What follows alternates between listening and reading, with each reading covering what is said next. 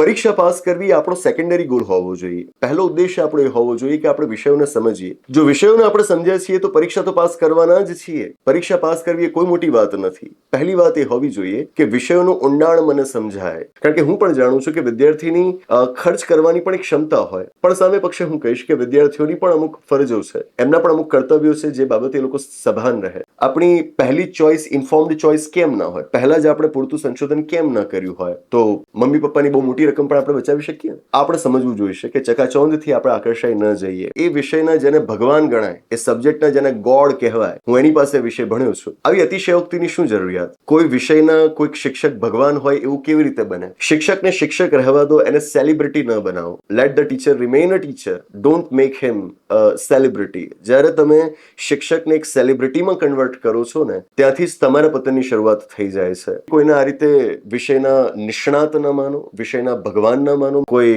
વ્યક્તિને વિષયનો ભગવાન કે વિષયનો નિષ્ણાત માનીને એનાથી અંજાઈ ન જાઓ. આમાં નુકસાન તમારું જ છે. જો તમને એ ભગવાન પાસેથી એટલું બધું શીખવા મળી ગયું હોત તો તમે નાની મોટી કોઈક પરીક્ષા પાસ કરી લીધી હોત.